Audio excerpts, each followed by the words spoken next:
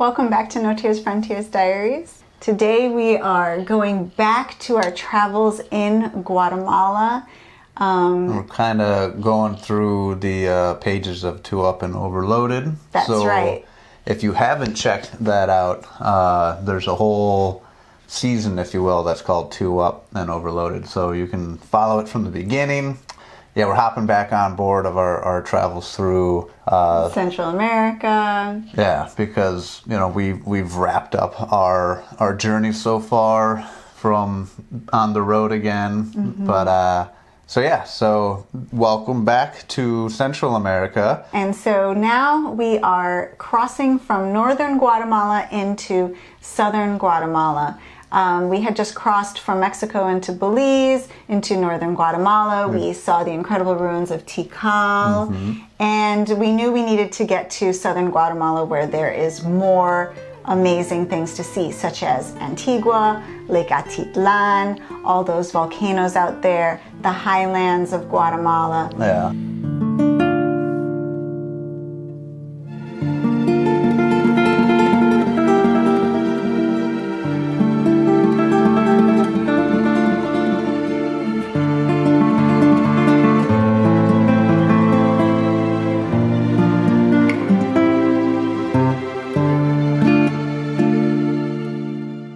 I mean, it's all beautiful, and I'm ignorantly blissful because I don't know what to expect around any corner. Marisa had actually spent some time on the banks of Lake Atitlan, right? No, I had spent some time in northern Guatemala quite a few years prior, and I was really worried a little bit about this journey through central Guatemala because most people either fly into the north or fly into the south. They don't cross this region, which is statistically known to have a very high crime rate. Yeah, and I think a lot of it's because we started to notice that poverty. Yeah. Like, this was the first time where we saw some, like, real heavy, saturated third world country stuff, I mean, we've seen speckles of it spotted through where we've driven through, even in the States. But, yes.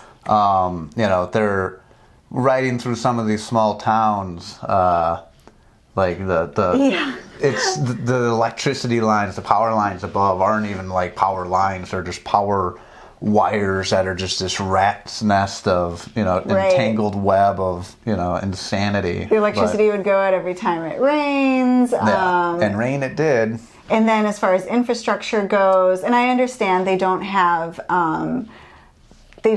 like a huge police force to be keeping everyone driving slowly. So they put a lot of these... Most policemen that we saw, they would call them sleeping policemen. That's right. They're just speed bumps, right?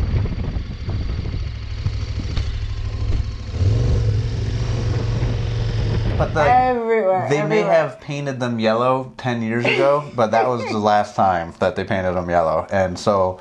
I mean, and you're going through all this foliage and the sun casts these shadows, and I can't see these concrete just bumps, and so I'm cruising along, and then out of nowhere, I almost buck Marissa off the back of our steed because... Yeah. Sometimes it can be really, really dangerous if you're going pretty fast and you don't see one of these speed bumps coming at you. Yeah. They call them túmulos out there, and we're like, túmulos, no! Because it's just, and there'll be several in a row sometimes, and some of them are really tall. Some of them are, bibbity bumps, and you go over, and, whatever they are, what they are. But, like, I have a skid plate, and I have tall clearance on my vehicle. Yeah. But some of them are like triangles sticking out of the ground. Cars have to take them at like 45-degree angles so they don't scrape the bottom of the car. And half the time when I go over, I bottom out on my skid plate. But. And we started to notice a pattern with them. Usually they'll be before and after a urban area or a little town. I feel like in the States we have highways and major roads, but then you exit off of them to get to the towns. Whereas in some of these other countries, the road just goes right through the middle of town. And so if you have a lot of traffic, if you have a lot of truck traffic and high-speed traffic on it, there's not really a good way of stopping that except for having these speed bumps everywhere. Well, and a lot of places that we've noticed, like off the main highway, that's where people like to put their I mean, it makes sense, right? Yeah. That's where the people Their are, so stores that's are where there. we're putting our stores, and we want to live by our stores, and so Yeah. you know, it's this thin strip of, you know, a community right next to the highway. Mm-hmm. And what was cool though is a lot of these little small villages on the outskirts of, you know, from major city to major city, there's a lot of like actual pure indigenous people. Yes. In that area, I think the largest indigenous population is called Kachi. And yeah, I mean, they can tell all the differences by how the women dress, the different textiles, the different colors, the different patterns. For me, though, it's just this beautiful bouquet of just colorful patterns, and I can't see the differences, but it's beautiful. You know, and their money is the quetzal, which is the national bird, which is this, you know, like a hummingbird with like a 6-foot tail, basically. You know, but you know, the people in their dresses were just as flamboyant as their currency, which was just colorful and beautiful, and you know, it was really interesting. And we kind of, you know, Marisa more so than I was nervous about riding through central Guatemala. Yeah. But you know, some call it luck, call it us using street smarts, call it a mixture of both. But we were fine. We were fine. And I was really, really nice to us. Yeah, and I don't want to say, you know, oh, nothing to worry about, because there's always, you can be the wrong dude at the wrong time. You can, you know, but over-encompassing, we were treated very well and, you know, met a lot of, and saw a lot of amazing people and them going about their daily lives. Right, and you know how sometimes you might get a feeling like, oh, this is a sketchy area. I didn't get that feeling in any of these places. They have that wonderful loud music that they pump in all the towns. I don't know why you say wonderful. It's awful.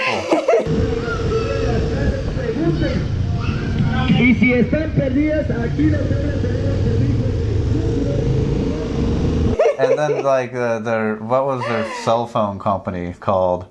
I forget, it's too long ago. But Contigo, whatever. But just imagine it being T-Mobile and some guy in a Honda Civic with, you know, the Blues Brothers speaker attached to the top of the car, just screaming, "Get T-Mobile! Get T-Mobile!" Advertisements on top of the cars that are just blaring out. Awful. It is pretty and bad. A sure sign to know if a business is open or not is if they have 2 large speakers outside their door that is physically shifting the airwaves because of how loud they are. But people were generally super, super nice to us. They have little food stalls next to the side of the road. You can always see people making their corn tortillas. Yeah, familiar sound of just I was like, back either and forth, there's a baby who did something wrong or someone's making tortillas. That's right, and the food is so good. Yeah. I felt very welcomed and just a very happy vibe with wherever we went. And the scenery was beautiful too. Like it started off like, I've never been to like Venezuela, you know, and there's some weird islands in my imagination of, I don't know what I'm talking about, of like Chinese like coast or like, something. but there's these little blippy fantasy hills.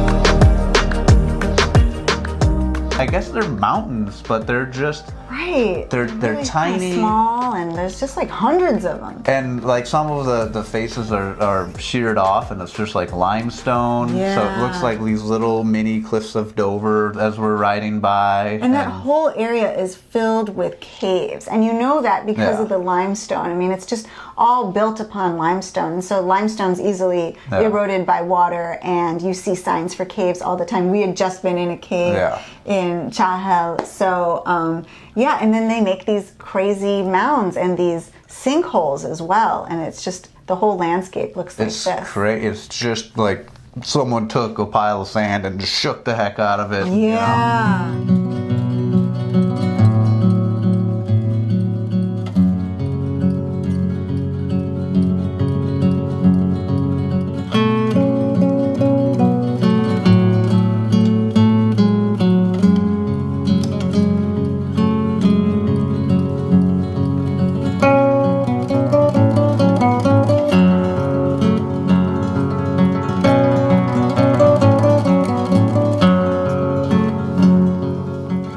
Then it started to, the weather kind of turned on us a little bit. It rained a little bit, but then our surroundings looked like, gorillas in the mist or something. It did. It was super misty, and I really like that, especially with these small mountains. When you have like really big mountains and they're off in the distance, if you have a misty cloud, it's hard to see any of that. But when you have small mountains surrounding you got some really cool just mountains coming in and out of the fog. It was really nice, just a wonderful ride, just to... That's right. Surrounded by beauty, surrounded by beautiful people, surrounded by, I got a beautiful lady behind me. Aww.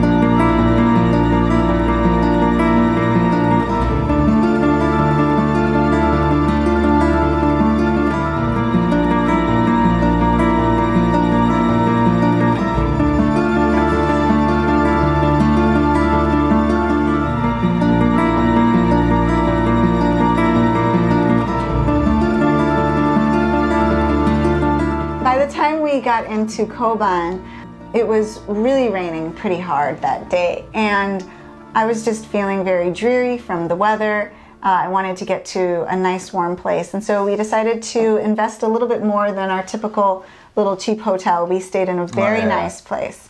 It was called Casa Kekchi, and it was run by people of the Kekchi indigenous community. And they had instruments. Yeah, you walk around, there's masks hanging on the wall. Yeah. And they're really big into, was it the Mayan calendar or what was there? Yes, the Mayan calendar. There was some kind, he could read our energies via this. It was a Mayan horoscope. Yeah, Mayan horoscope. And so Marissa gets it done first. Yeah. You have to, you ask about your birthday and things like that, and so he calculates all of that, and... It took like 10 minutes, and just like I think about horoscopes and the Sunday paper, I'm like, whatever, but, It was really cool, and it was actually quite detailed, and he told me that of all the energies that the different elements that they have in the Mayan calendar. And I think there's like 13 or something. Yeah, I was lacking on the energies, and he told me that I needed to be more assertive, I needed to speak up for what I believed in more, and that sometimes I could be walked all over if I didn't try to gain some of that energy back. Yeah, and I agreed to a certain extent on some of that. No, I think that was very accurate with me, actually. And then he took he mine, got to you. and he asked me the same questions, and he spoke English, which was cool. And then at the end, he was like, "You have all the energy," and I was like, "Oh, I totally do." Yeah, you have all of the energies. That's right. Yeah, and I found that hilarious. I was like, you know Tim well. Yes. This is true. Yeah, so Mayan horoscopes may have some truth to them. Yep, if you ever find yourself at Casa Kekchi or in a place where you can get your Mayan horoscope done, I highly recommend it. Indeed. So from Koban, we headed south, and we were with Phil and Setna at this time, who were our traveling friends. And we put into Google Maps how to get to the beautiful historic city of Antigua. They had rented an Airbnb out there. We wanted to check out Antigua. We were really excited to get there. But at the moment, we were in central Guatemala, so we had a bit of a ways to go.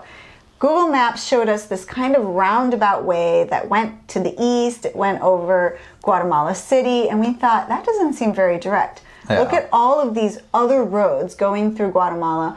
why don't we take one of these way more direct routes? They look to be the same in width on Google Maps, which we later learned is not accurate. As we often have, when I'm like, Google's being stupid, it's making us do something weird, so I'm just going to bypass the Google gods and draw my own line, and then the Google gods laugh at me because we ended up down some really, and we like off-road, and sometimes we prefer it opposed to highways, and But at this point in time, we were still very rookie when it came to off-road. We were getting better. We had only had one fall, and that was in Baja. That's right, and I was still That's very how skilled I am. You call us it. rookies. I think that's the level of skill.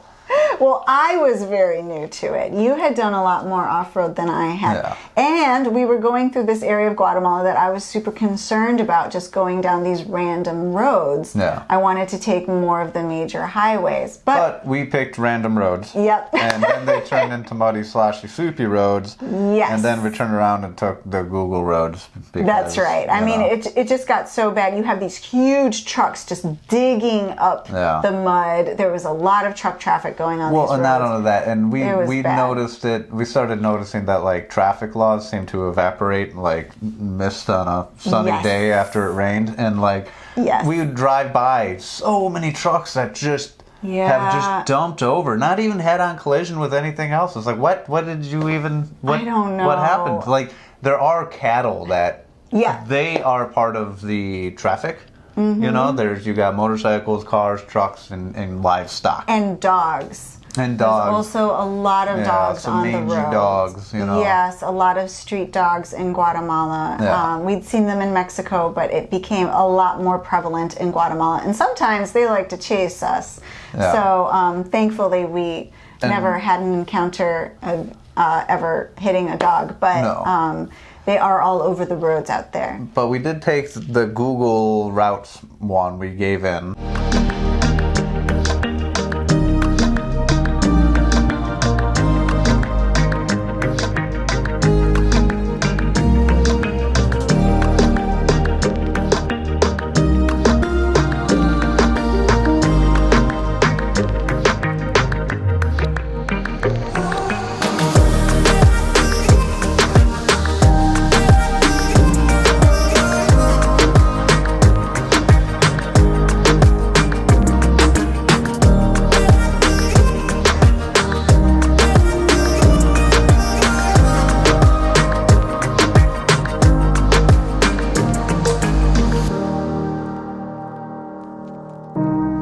Started to notice a big difference between northern Guatemala and southern Guatemala. As we came around Guatemala City and headed towards Antigua, I feel like it got a lot drier.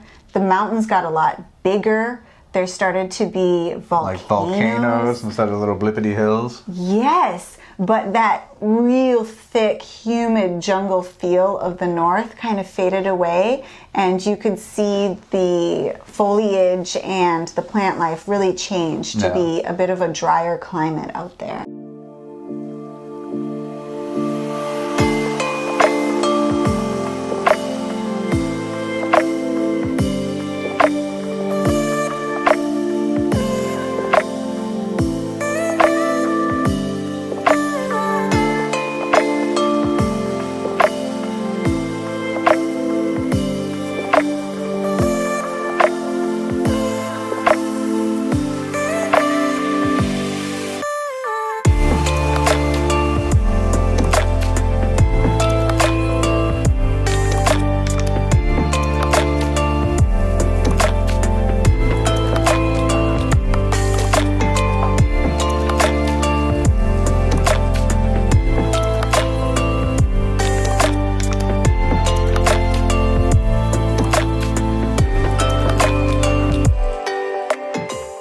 I was really liking the mountains of southern Guatemala, and we'd had a lot of rain, and so it was kind of nice to be in a more dry climate where I wasn't constantly putting on rain gear for the rain. But we did see a beautiful rainbow coming into that area, and finally we made it to Antigua. Dun, dun, dun, dun.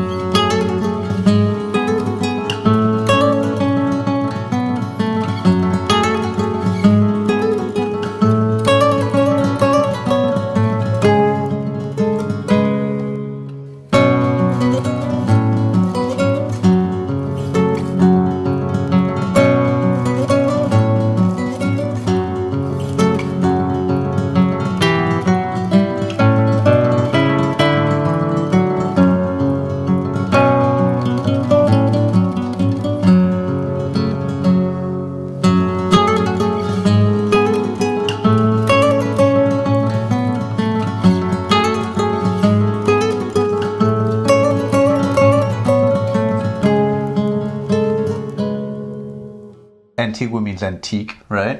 And It means old. Old, Yeah. And it's got a beautiful arch. There's a lot of historical stuff to it. Yeah.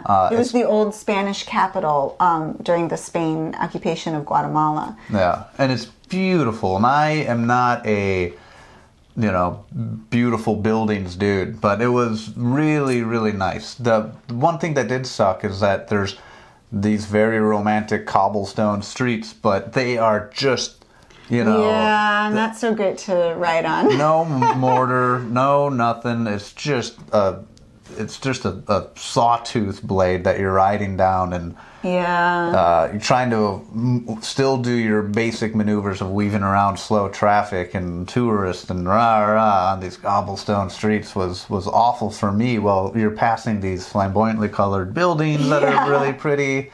Yeah, all those colorful buildings. Loved it so much, and they had so many beautiful churches there. Yeah. Antigua is very There's a church special. every block. It's just. And then behind it, it's all backdropped by volcanoes. Yeah. I mean, Fuego? What was it? yeah, I think. Oh, and it was erupting while we were there. It'd puff. It would be real would cool. poof out these cloud smoke. Phil and Stephen stayed at their Airbnb, and we got a little bit cheaper accommodations, but they had like a rooftop patio, and you can see Mount Fuego. What is it called? I think it was Volcán de Fuego or Volcán Fuego. And you can see like the red lava at night. Yeah. Just these plumes of gray, and you're close enough. They are, aware of how active it is, but we were in Pompeii zone. Pompeii nailed my city, destroyed by a volcano. So in our next episode, we go from Antigua to a place where we make a big, big mistake with booking something and not thinking it through. And that was Lake Atitlan, which is one of the highlights of Guatemala. It's beautiful. So I hope you liked this video. If you did, please give us a big thumbs up and hit the subscribe button below along with the little notification bell. And we will be seeing you next time. Stay safe, everybody. Bye. Peace.